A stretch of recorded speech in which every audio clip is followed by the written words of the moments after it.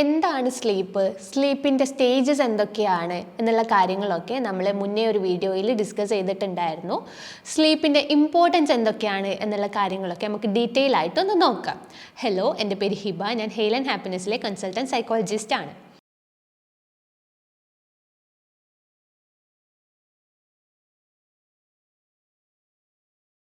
Sleep നമ്മുടെ ബോഡീൻ്റെ repair ചെയ്യുന്നതിലും energy restore ചെയ്യുന്നതിലൊക്കെ help ചെയ്യുന്നത് പോലെ തന്നെ നമ്മുടെ ഇമോഷണൽ റെഗുലേഷനെയും മെറ്റബോളിസത്തെയും അതേപോലെ തന്നെ കൊഗ്നിറ്റീവ് പെർഫോമൻസിനെയും സ്ട്രെസ്സ് കോപ്പ് ചെയ്യാൻ അങ്ങനെ പല ഏരിയാസിലും നമ്മളെ ഹെൽപ്പ് ചെയ്യുന്നുണ്ട്.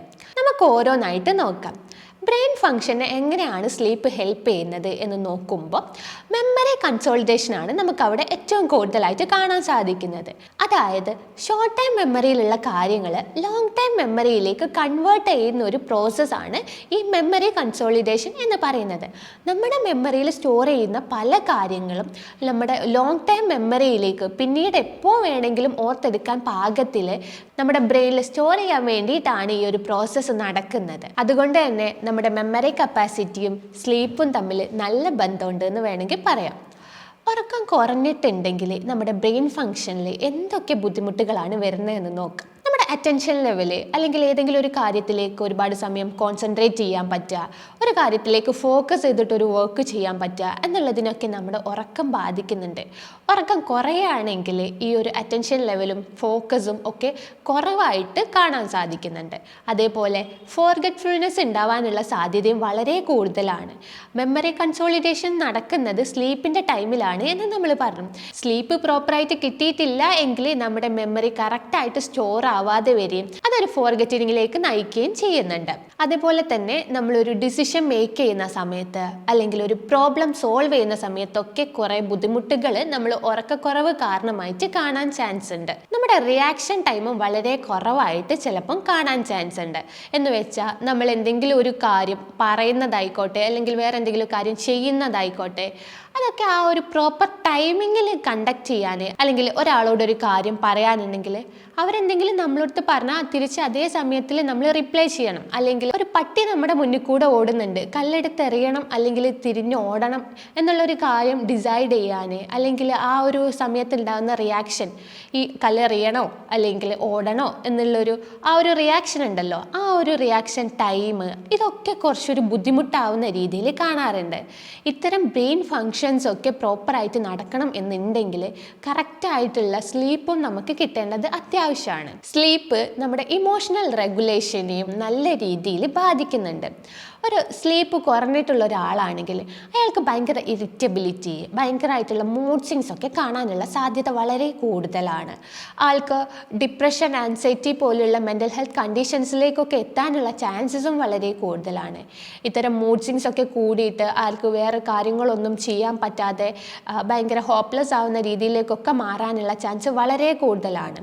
സ്ലീപ്പ് കുറവുള്ള ഒരാൾക്ക് ആളുടെ ഇമോഷൻ കറക്റ്റായിട്ട് കൺട്രോൾ ചെയ്യാനോ കറക്റ്റായിട്ട് എക്സ്പ്രസ് ചെയ്യുന്ന സമയത്തൊക്കെ ബുദ്ധിമുട്ട് വരാനുള്ള ചാൻസും കാണുന്നുണ്ട്. നെക്സ്റ്റ് നമുക്ക് ഫിസിക്കൽ ഹെൽത്തിൽ എന്തൊക്കെ മാറ്റങ്ങളാണ് സ്ലീപ്പ് കാരണം ഉണ്ടാവുന്നത് നോക്കാം. മെയിനായിട്ടും ഇമ്മ്യൂൺ സിസ്റ്റത്തെ നമ്മളെ ഉറക്കം നല്ല രീതിയിൽ ബാധിക്കുന്നുണ്ട്. നമ്മുടെ ടിഷ്യൂസിൻ്റെ റിപ്പയറിങ്, അതേപോലെ മസിൽസ് ബിൽഡ് ചെയ്യുന്നത്, ഗ്രോത്ത് ഹോർമോണൊക്കെ പുറപ്പെടുവിക്കുന്നതൊക്കെ ഈ ഒരു ഉറക്കത്തിൻ്റെ സമയത്താണ്.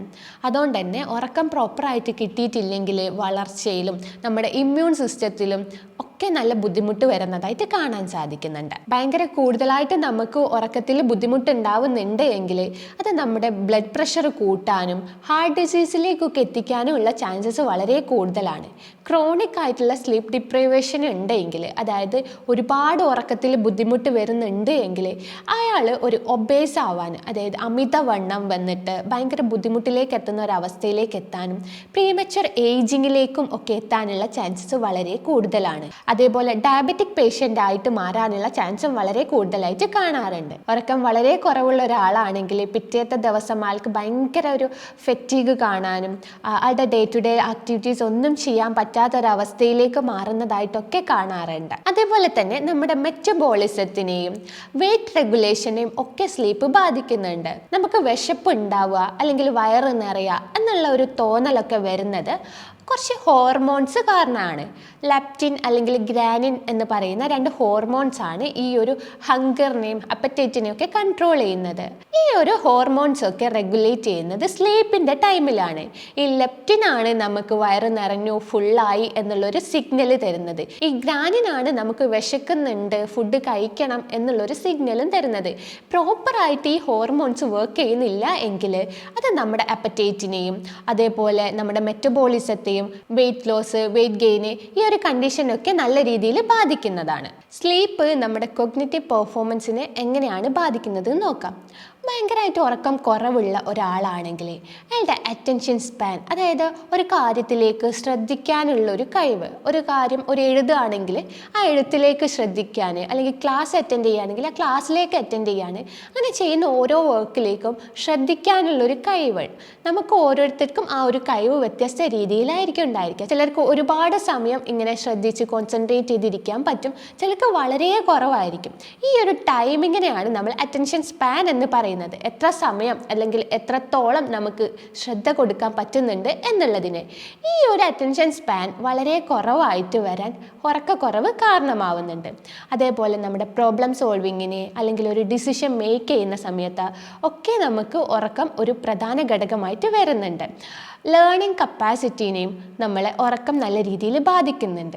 പ്രോപ്പറായിട്ടുള്ളൊരു ഉറക്കം കിട്ടിയിട്ടില്ല എങ്കിൽ പിറ്റേത്തെ ദിവസം നമുക്ക് ക്ലാസ് അറ്റൻഡ് ചെയ്താലും അല്ലെങ്കിൽ ഒരുപാട് സമയം പഠിക്കാനിരുന്നാലും പ്രോപ്പറായിട്ട് പഠിച്ചെടുക്കാനോ പുതിയ പുതിയ കാര്യങ്ങൾ എക്സ്പ്ലോർ ചെയ്യുന്ന സമയത്തും ഒക്കെ ബുദ്ധിമുട്ട് വരാറുണ്ട്. അതേപോലെ തന്നെ നമുക്കൊരു സ്ട്രെസ് ഉണ്ടായിട്ടുണ്ടെങ്കിൽ അതിനോട് പൊരുത്തപ്പെടുന്ന സമയത്തും നമ്മുടെ ഉറക്കം നമ്മുടെ നല്ല രീതിയിൽ ബാധിക്കുന്നുണ്ട്. ഒരു പ്രോപ്പറായിട്ടുള്ള ഒരു സ്ലീപ്പ് കിട്ടിയിട്ടുള്ള ഒരാളാണെങ്കിൽ ഒരു സ്ട്രെസ്സ് വന്നിട്ടുണ്ടെങ്കിൽ ക്ലിയർ ആയിട്ട് അതിനെക്കുറിച്ചിട്ട് തിങ്ക് ചെയ്യാനും കാമായിട്ടുള്ള ആക്ഷൻസ് എടുക്കാനും ഒക്കെ ആൾക്ക് പറ്റും. ഉറക്കം കുറവുള്ള ഒരാളാണെങ്കിൽ പെട്ടെന്ന് തന്നെ പൊട്ടിത്തെറിക്കാനും ഭയങ്കരമായിട്ടുള്ളൊരു ഇതൊരു അക്സെപ്റ്റ് ചെയ്യാൻ പറ്റാത്ത രീതിയിലേക്കുള്ള ഒരു ബുദ്ധിമുട്ടിലേക്കൊക്കെ അയാൾ എത്താനുള്ള ചാൻസ് വളരെ കൂടുതലാണ്. ഇങ്ങനെ നോക്കുകയാണെങ്കിൽ നമ്മളെ കംപ്ലീറ്റ് ആയിട്ടുള്ള ഫിസിക്കൽ അതേപോലെ ഇമോഷണൽ ആയിട്ടുള്ള എല്ലാ കാര്യങ്ങളെയും സ്ലീപ്പ് നല്ല രീതിയിൽ ബാധിക്കുന്നുണ്ട്. അതുകൊണ്ട് തന്നെ നമുക്ക് ഭക്ഷണം പോലെയും വെള്ളം പോലെയും ഇമ്പോർട്ടൻ്റ് ആയിട്ടുള്ള ഒരു കാര്യമാണ് സ്ലീപ്പ് എന്ന് നമുക്ക് ഉറപ്പിച്ച് പറയാൻ സാധിക്കുന്ന ഒന്നാണ്. സ്ലീപ്പിൽ ഒരുപാട് ബുദ്ധിമുട്ട് അനുഭവിക്കുന്ന ആൾക്കാരുണ്ട്. അവർക്ക് ആ ഒരു ബുദ്ധിമുട്ട് വരാനുള്ള കാരണങ്ങൾ എന്താണ്, എങ്ങനെയൊക്കെയാണ് ഈ ബുദ്ധിമുട്ട് ഓവർകം ചെയ്യാൻ പറ്റുന്നത് എന്നുള്ള കാര്യങ്ങളൊക്കെ നമുക്ക് ഡീറ്റെയിൽ ആയിട്ട് അടുത്തൊരു വീഡിയോയിൽ നോക്കാം. അടുത്തൊരു വീഡിയോയുമായി വീണ്ടും കാണാം. താങ്ക്